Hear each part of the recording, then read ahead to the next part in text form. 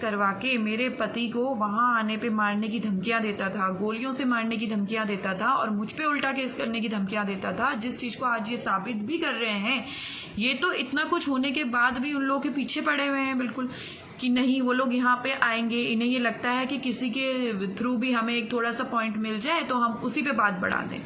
ये सीधे पॉइंट पे ना आके इस चीज को उलझाने वाली बातें कर रहे हैं और जैसे ये मेरा चरित्र हनन मीडिया के सामने कर रहे हैं तो उसके लिए इन पे मानहानि का केस भी इन पे होना चाहिए। जो राजनीति वाली ये बात कर रहे हैं निकाले ना कौन सा राजनीतिक पक्ष, उनका नाम ले सीधे सीधे कौन सा राजनीतिक पक्ष है वो, मैं किस पार्टी से जाकर आज तक मिली हूँ।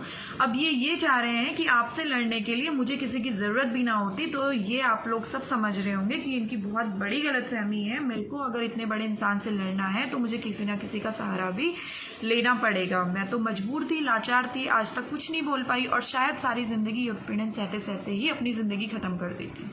लेकिन जब आज मुझे बेटी हुई, जब मुझे बेटी हो रखी है तो मुझे पता चल रहा है कि मातृशक्ति कितनी बड़ी चीज़ है। जब मैं माँ बनी हूँ तो मुझे पता चल रहा है कि अपनी बेटी के अधिकार जो मैं मांग रही हूँ तो मैं कुछ गलत नहीं कर रही हूँ। महेश नेगी को भी ये बात पता है कि मेरा खून है, मेरी बेटी है। वो कैसे इंसान है जो अपनी बेटी को अपना नाम देने से पीछे हट रहे हैं, मेरे को तो ये समझ में नहीं आ रहा है।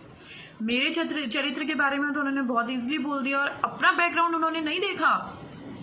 खैर, मैं इस चीज को इशू करके मैं कुछ नहीं बोलना चाहती हूँ। मैं बस इतना कहना चाहती हूँ कि महेश नेगी बातों को ना उलझा के और पुलिस प्रशासन मुझे बातों में ना उलझा के मेरी बच्ची का डीएनए टेस्ट उनके साथ करवाए और सत्यता को सामने लेके आए। वो सत्ताधारी पार्टी के विधायक हैं और पुलिस पे अपना पूरा प्रेशर उन्होंने बना रखा है।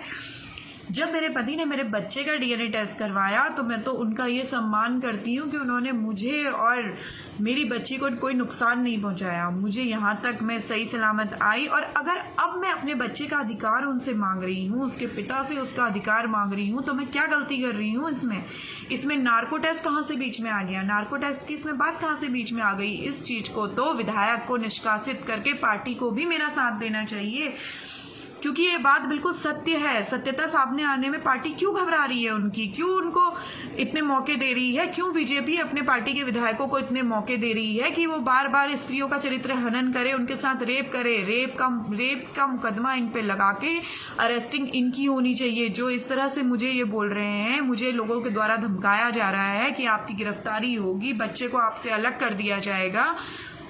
बच्चे को अलग करके क्या